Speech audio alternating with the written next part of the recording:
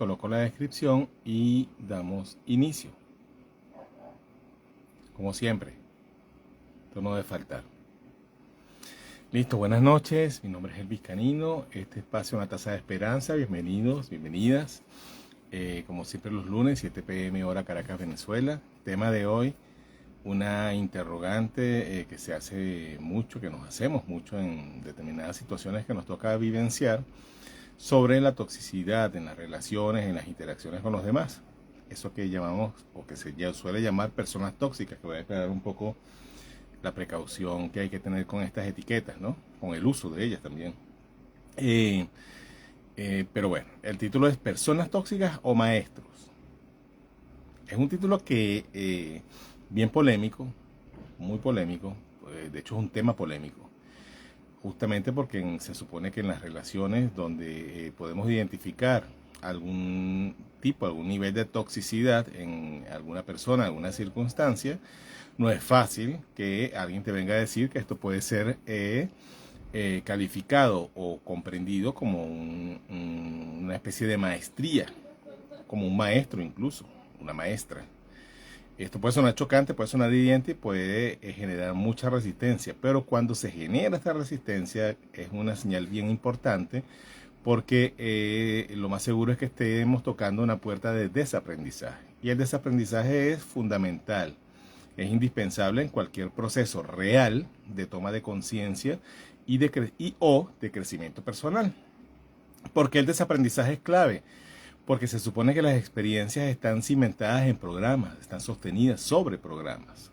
Somos paquetes de información, paquetes de programas. Muchos desarrollados por nosotros en nuestra propia comprensión del mundo a medida que crecemos y que vamos adaptándonos a él. Y otras instauradas, bien atornilladas en lo más profundo de nuestra psique, de nuestra memoria colectiva también, de nuestro inconsciente familiar, y que están allí haciendo peso y que hacen que muchas de nuestras acciones, decisiones, se den con cierto automatismo. No quiere decir que eso nos exima de responsabilidad. Nos ayuda a entender es un poco el origen de algunas de nuestras pautas de conducta o algunas de nuestras reacciones a determinadas circunstancias y personas. Por ejemplo, algo que es muy fácil señalar a modo de juicio, se hace mucho, yo lo escucho mucho y lo veo también en mis consultas, que es el ver a alguien que está viviendo una situación de víctima, y aquí vamos a usar el calificativo con mucha responsabilidad, de víctima de una circunstancia, de una interacción con alguien o con algo que le hace daño, de verlo como hacerse la pregunta de por qué permite eso. Entonces es muy fácil señalar al otro, decir, pero ¿por qué permite eso? Pero ¿cómo es posible que aguante tal situación? Pero ¿cómo es posible que pareciera que le gusta? No. En estos programas es donde se puede comprender realmente qué es lo que sucede allí, porque esa persona está en esa circunstancia, porque esa persona ha sido corresponsable de algunas cosas en cuanto a lo que se permite y a lo que no, y porque esa persona de cierta manera está en esa situación como un modo, un camino de aprendizaje o de desarrollo, que es lo que vamos a explicar hoy. Entender lo que se podría definir como personas tóxicas o como toxicidad en algo, también es algo que debe hacerse con mucha responsabilidad, porque es muy subjetivo. Es muy fácil calificar cualquier cosa como tóxico desde el juicio, desde la exteriorización incluso de cosas que inconscientemente nosotros mismos estamos permitiendo, tolerando e incluso haciendo, efectuando. Entonces hay que tener mucho cuidado con esto. Yo particularmente soy muy renuente a las etiquetas, solo me las permito a mí a modo de a modo de herramienta de explicación, de herramienta didáctica, y para comprender o diferenciar ciertas cosas. O sea, las etiquetas no es que sean del todo negativas, tienen sus beneficios, una que nos ayudan a entender y a seccionar cosas para la comprensión, pero hay que tener muchísimo cuidado y muchísima responsabilidad con el uso de ellas, porque es muy fácil anclarse en las etiquetas para satanizar, exteriorizar, culpar, desconectarse de la responsabilidad, evadir.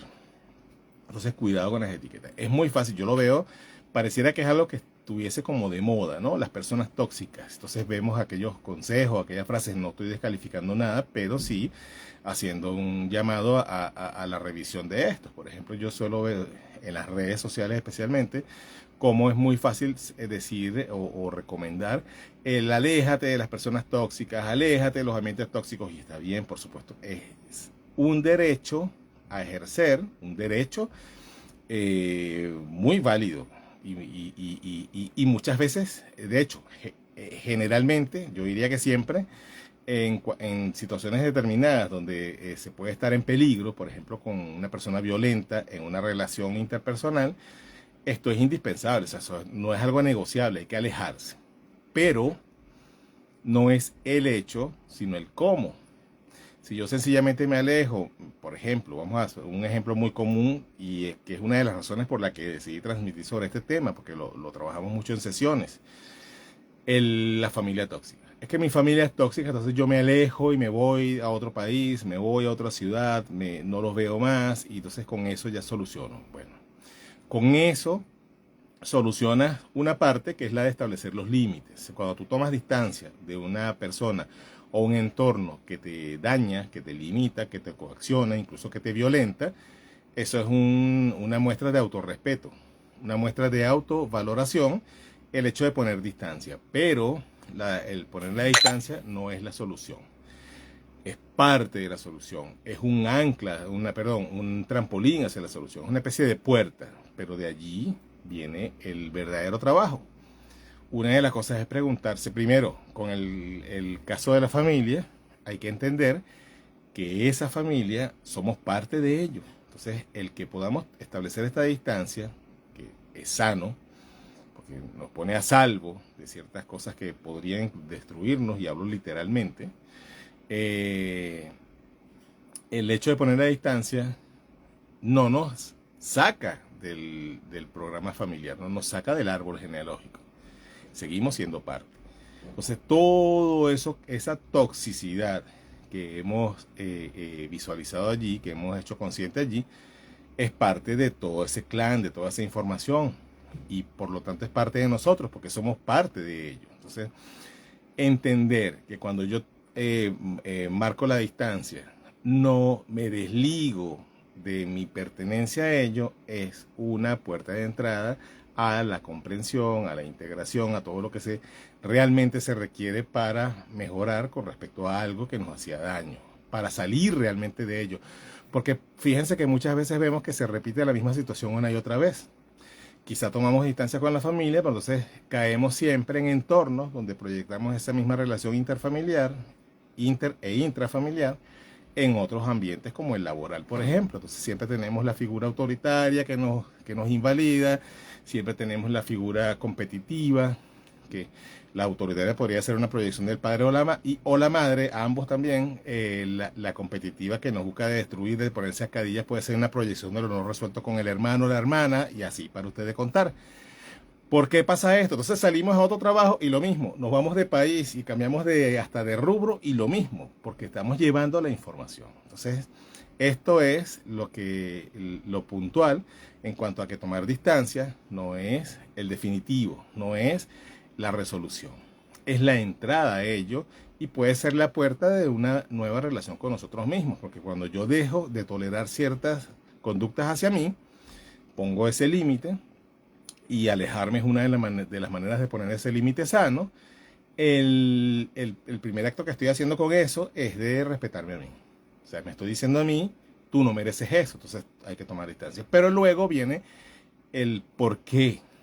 ¿Por qué vengo de esa familia? ¿Por qué he tenido esa pareja o esas parejas?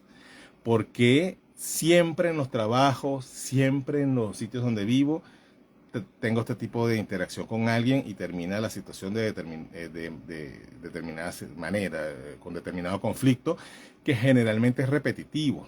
A veces no literalmente, pero muchas veces cuando lo analizamos, siempre con el mismo trasfondo: la competencia, la deslealtad, la traición. Entonces allí tenemos información esencial. Y eso es lo que yo invito a aprender. Entonces, ¿qué es lo que pasa con la etiqueta de tóxico o de toxicidad? Que nos impide mirar esto. Porque cuando yo le pongo la etiqueta a lo de afuera, no me estoy abriendo a ver qué es lo que hay detrás de esto de afuera. Qué es lo que esto realmente me muestra y qué me muestra de mí también. No quiere decir esto, y aquí hay que hacer la aclaratoria con mucha responsabilidad, que cuando yo tengo una interacción de toxicidad en una relación cual sea, afectiva, familiar, laboral, yo soy eso, o yo tengo la culpa de eso. No.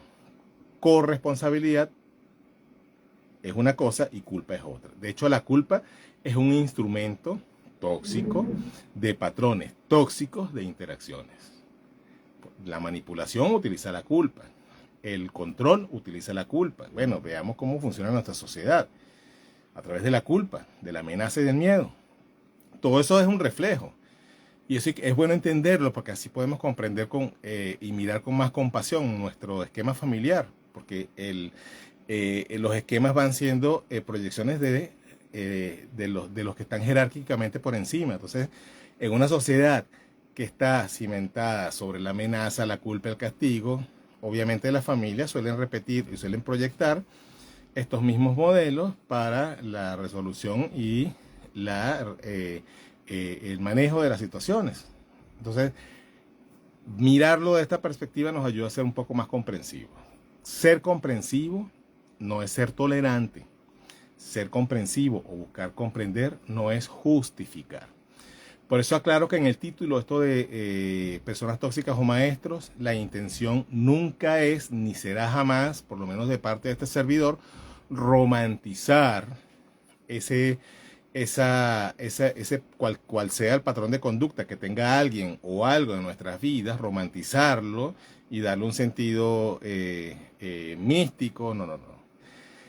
Es una manera de entender que todo eso que nos ha hecho daño, que nos hace daño todavía, puede en algún momento alcanzar el nivel de maestro, pero cuando hemos resuelto lo que eso nos estaba mostrando, cuando hemos mirado lo que eso nos estaba invitando a mirar en nosotros, y eso también es una manera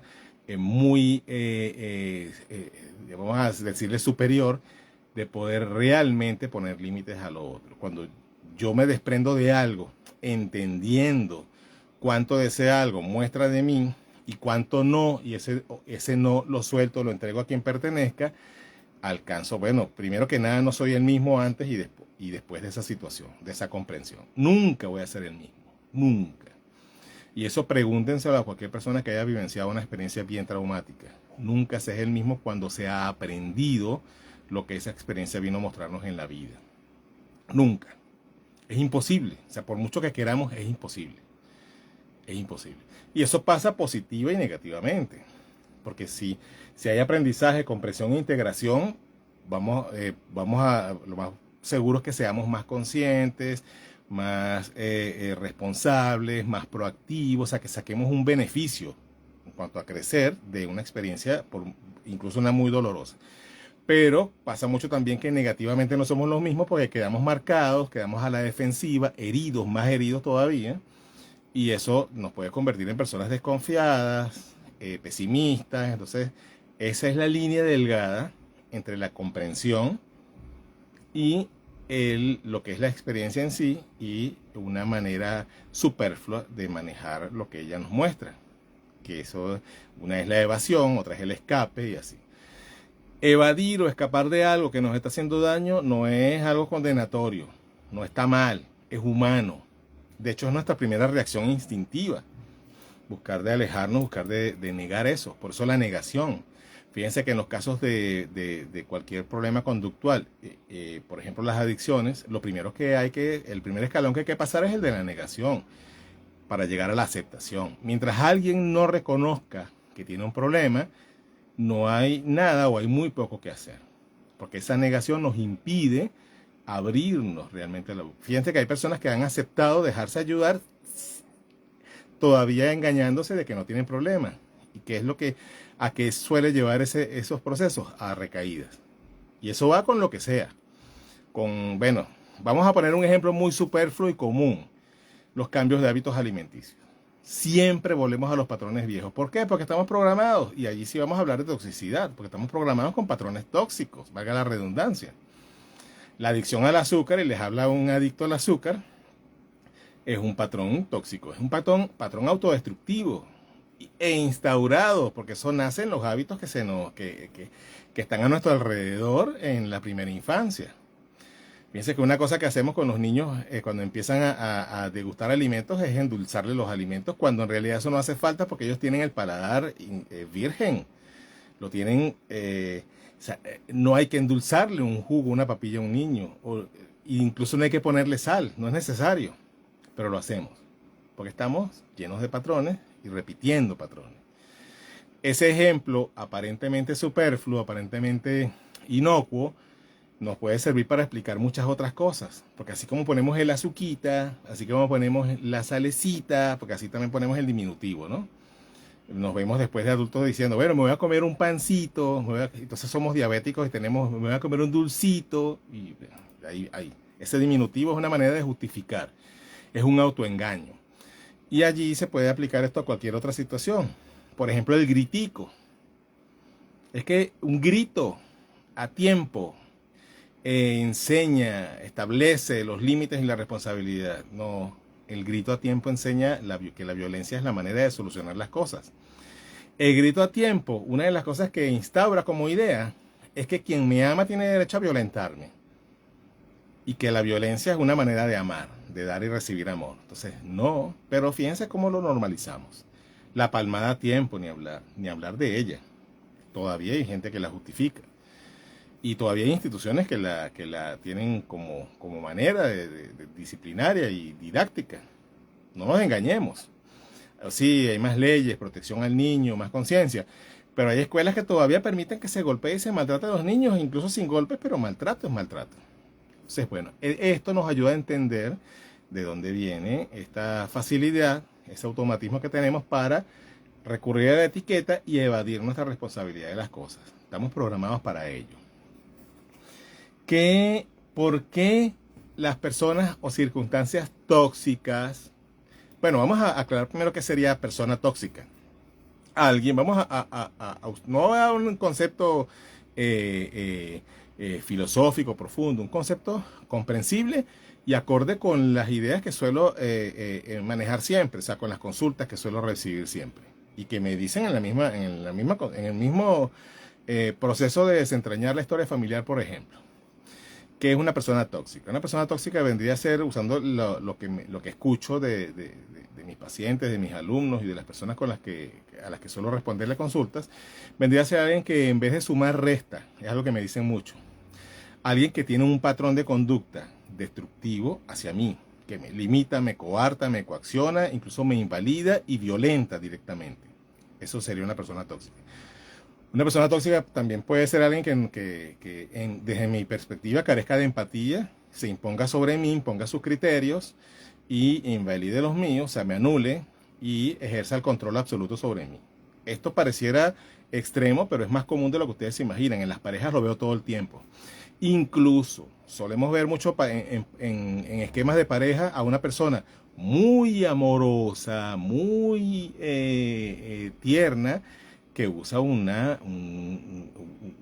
que manipula desde esa ternura, de esa aparente bondad, manipula con mucha astucia, claro, que no estoy hablando de maldad, obviamente el ser humano es muy complejo y sí hay los casos, sino de modelos, de conductas aprendidas y que las usan muy bien. Entonces vemos como en parejas donde hay uno que aparentemente, o una que aparentemente es el espontáneo y el renuente, termina siendo víctima de alguien que es sutil. Esta es la violencia invisible, la violencia de seda, que es más común de lo que ustedes se imaginan. En la crianza se ve muchísimo. Con la interacción con los niños y el cómo en una palabra amorosa podemos usar la mirada, que ya dice más que lo que se dice, valga la redundancia de nuevo, y que puede inocular miedo y por lo tanto obediencia en el otro. Por eso es que en la crianza es tan común verlo y tan útil para muchos, pero dañina igualmente. Hola Mauyole, ¿cómo estás? Psicoclinic, bienvenida. Qué gusto verte aquí. Bueno, aquí he visto varios que se han unido. No he visto preguntas, no hay preguntas. ¿Cómo cuesta esto de gracias a esa crianza? Yo soy, así es, fatal. Así es, y lo dice alguien que es experto en el tema. Mi querida Mauyoli, claro que sí. Cuesta mucho, cuesta muchísimo, porque tomar conciencia y sanar cuesta, duele, duele, reconocer duele. ¿Por qué es tan difícil la aceptación para cualquier proceso de toma de conciencia, de superación de una circunstancia, un patrón de conducta? Porque comprender duele, mirar duele. Entonces, eso lo más fácil es señalar hacia afuera. Por eso es que es tan fácil. Él es el tóxico, ella es la tóxica, mi familia es la tóxica, mis vecinos son los tóxicos, la ciudad es la tóxica, el país es el tóxico, el mundo es el tóxico. Puede que esto sea verdad, puede que él, ella, ellos sean los tóxicos, pero si yo los estoy viendo, si yo estoy viendo esa toxicidad, algo está diciendo de mí. No es que yo sea un tóxico, a lo mejor sí. Fíjense que también pasa mucho que hay personas que vienen a la consulta, y lo he visto en más de unas, tampoco es tan común, pero sí lo he visto pasar. Hay personas que vienen a la conducta, a la terapia para buscar ayuda, y eso es muy válido con situaciones tóxicas, ¿no? Situaciones de violencia, y eso es siempre que ustedes vivan, eso lo voy a decir siempre. Situaciones donde hay violencia hacia ustedes, hay que poner el límite inmediato, hay que marcar distancia, primer paso. Si alguien les dice que se queden en una relación donde hay violencia hacia ustedes, porque ese es el maestro, porque tienen que ver su sombra, olvídense de ello. Tienen que alejarse de allí. Así sea momentáneo, y generalmente, no nos vamos a engañar, definitivamente hay que poner distancia.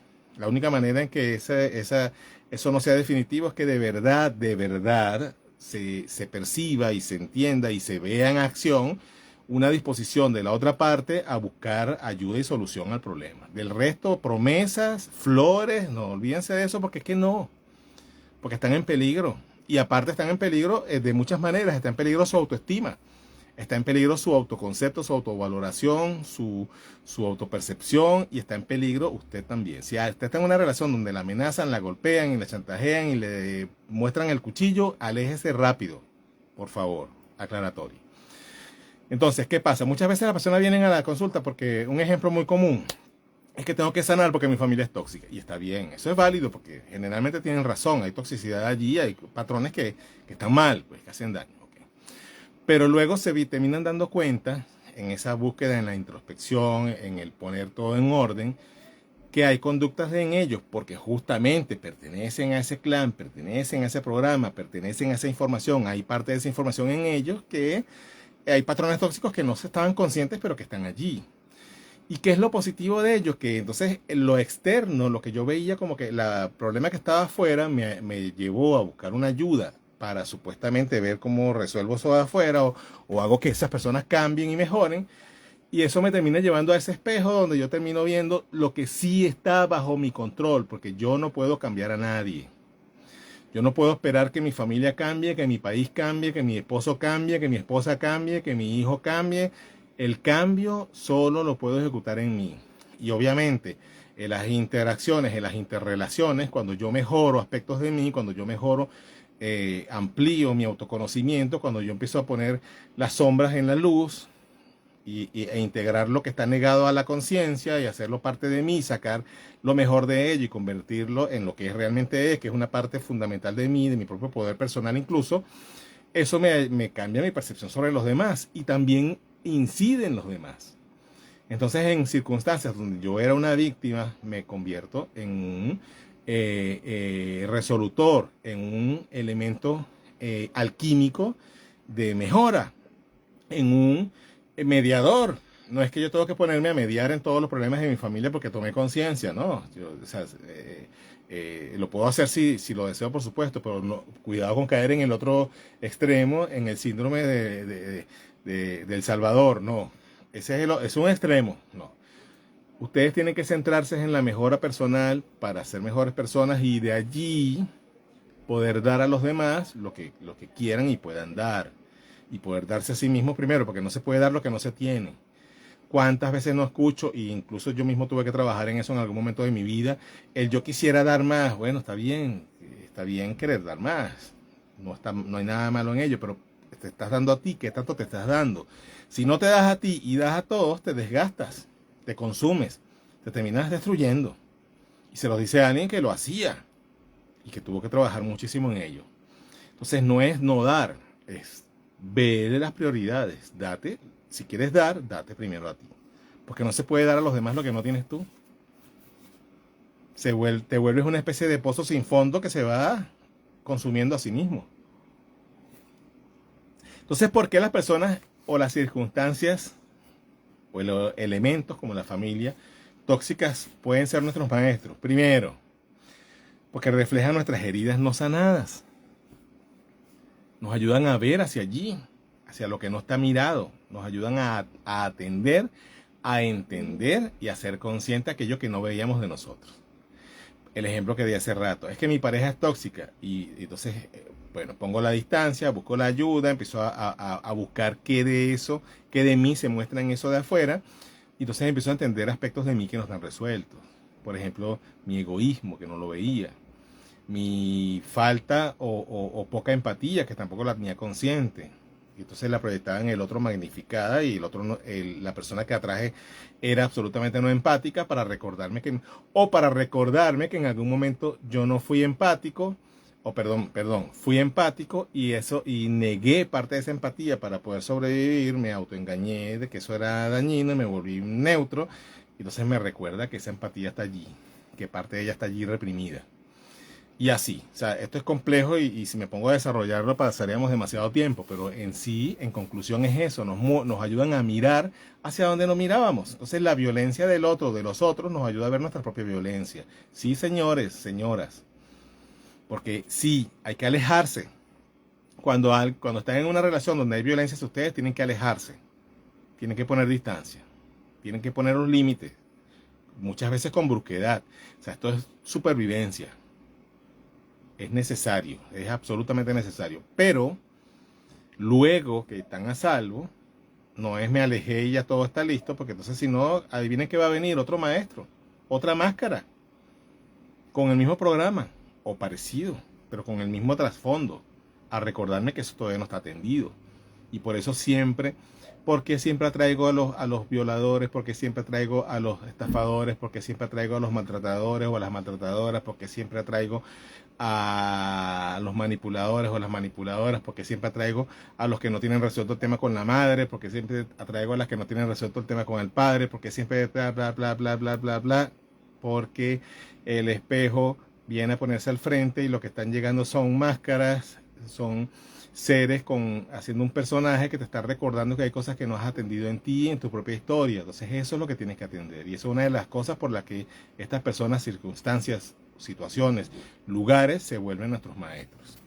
Nos enseñan también a poner límites. Sí, señores y señoras, muchas veces tenemos que pasar por situaciones muy traumáticas para poder aprender a decir que no. ¿Cuántos de ustedes, y me incluyo allí, no han pasado mucha parte de su vida diciendo siempre sí a lo que no quieren decir sí? Y sin tener idea de cuánto les puede hacer daño esto. ¿Por qué? Porque cuando dicen sí a lo que no quieren decir sí, se están diciendo no a ustedes. Y una de las cosas más difíciles es decir que no, aprender a decir que no, pues crecimos con el programa, con los programas de que tienes que ser bueno, tienes que gustar, hay que portarse bien con los demás, hay que respetar a los mayores, hay que dar, ajá, está bien, sí, hay que dar, pero y recibir, y la reciprocidad. Entonces sí, estas circunstancias, personas, elementos nos ayudan en la mayoría de las veces, especialmente cuando decidimos sí tomar conciencia, a decir que no, a poner límites sanos. Nos muestran lo que yo tuve que hacer mi lista, porque si no, esto se iba a hacer 10 horas, este tema es demasiado profundo. Nos muestran lo que no queremos ser ni tolerar, absolutamente importante. Si yo he tenido circunstancias, parejas, familias, donde hay violencia, muy probablemente voy a querer no ser como ellos. Voy a querer no ser ellos. Y eso es un maravilloso referente, punto de partida para mi propio trabajo de mejora y autocorrección. Y eso incluye el autoentendimiento, la autocomprensión, el inventario emocional, el mirar hacia mis heridas, hacia mis sombras, integrar, sanar todo lo que toque, pero me sirve como referente. Entonces, pero hay que tener cuidado porque se tiene que hacer desde la aceptación y no desde la negación. Decir, es que yo no quiero parecerme a mi padre, casi siempre nos lleva a ser exactamente como mi padre. El decir yo no quiero ser como mi madre, casi siempre nos lleva a ser exactamente como ella, porque la negación, que es el ver al otro como él o la tóxica, el elemento tóxico, afuera, negando aquello que pueda estar en nosotros de ello, casi siempre nos lleva en automático, por programación y por automatismo del inconsciente, a repetir el mismo patrón o a buscar a alguien exactamente igual al patrón. Entonces, puede ser que yo me vuelva la persona más pacífica del mundo, viniendo de una familia muy violenta, pero adivinen a quién voy a traer. A alguien con un tema de violencia no resuelto. Y posiblemente me vuelva yo la víctima de esa persona por negar esa sombra en mi propia historia. También puede ser que me vuelva el maltratador silente, el maltratador sutil, sin darme cuenta. Entonces hay mucho cuidado con la negación. Y nos impulsa, lo tuve que resumir mucho. Sabía que este tema, si no lo resumía, no lo esquematizaba, me podía extender demasiado. Nos impulsa al crecimiento personal. Y esa es la mejor parte, y por eso la etiqueta de maestros o maestras. Porque el comprender cuánto de las circunstancias hay de eso externo, hay en nosotros, nos sirve para eso que hay de aquello en nosotros, transformarlo, pasarlo alquímicamente a ser parte de nuestro poder personal. Por ejemplo, esa violencia en la que yo crecí, lo que hay de ella en mí como programas, como información, como heridas, lo puedo transformar en mi capacidad resolutiva para las cosas de la vida. Lo puedo transformar en ímpetu, lo puedo transformar en perseverancia. Eso es el proceso alquímico emocional. Eso es el proceso alquímico que se hace con las heridas emocionales. El miedo que tuve que almacenar en mí cuando vivía circunstancias de violencia hacia mi persona, después que he sanado esas heridas y he trabajado y he hecho consciente todo lo que toca ser consciente allí, eso se puede transformar en una precaución, no una precaución nerviosa, una precaución muy meticulosa, muy bien sustentada. Ya pasa de ser miedo a ser precaución, a ser prevención, incluso a ser intuición, pero para eso tiene que pasar por un proceso alquímico complejo que implica los procesos transformadores. Y eso, todo pasa por la puerta de la aceptación, todo pasa por la puerta de la comprensión, por lo tanto, por la puerta del perdón. Como dice la maestra Louise Hay, no hay proceso de mejora que no pase por la puerta del perdón. Y no hay sanación, eso incluye hasta lo físico, que no pase por la puerta del perdón. Y eso es un tema que no vamos a ahondar porque es un tema. Ya lo hemos hecho muchas veces en mi canal de YouTube y aquí en la cuenta de Instagram hay muchas transmisiones sobre el perdón y hay una pendiente porque hay personas que la han solicitado.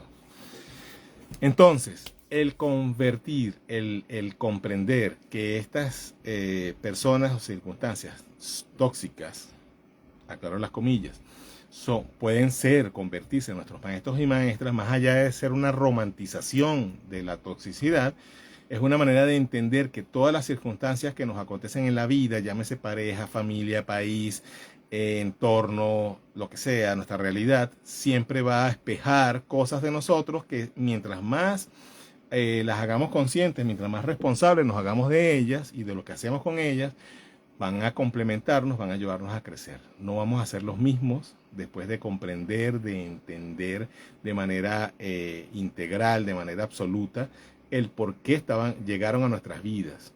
Y eso siempre nos va a mejorar, nos va a hacer más maduros, nos va a hacer más empáticos, nos va a hacer mucho más conscientes, nos va a hacer mucho más proactivos, nos va a hacer mucho mejores negociadores, nos va a hacer mucho más pacientes. Una de las cosas que nos hace tanta falta en este mundo de hoy. Cuando las mamás me preguntan qué hago, que dame un secreto para la crianza, siempre le digo paciencia. Claro, se dice muy fácil. Otra vez la aplicación, pero sí, imposible no es. La aplicación permanente de la paciencia en nuestras vidas no es. Eso también es un tema que requiere una transmisión puntual. Ahí prometido, si quieren que se haga esa transmisión, por favor escríbanlo acá, ya que no preguntaron nada hoy. Entonces hasta aquí llegamos con este tema. Espero que si tienen alguna inquietud se sientan en la confianza de preguntarlo, bien sea en los mensajes allí mismo de la transmisión que queda colgada en este canal. Pueden también consultarme a mi teléfono +58 si están fuera de Venezuela, 424-206-7770. Más 58-424-206-7770 o mi correo electrónico elviscanino@gmail.com. Esto queda aquí colgado en Instagram y pasa también al canal de YouTube, que se llama igual que mi cuenta de Instagram, Elvis Canino Dula, que se escribe Doula. Muchas gracias por estar y muchas gracias por estar luego en diferido. Nos vemos el próximo lunes a la misma hora por el mismo canal. Gracias.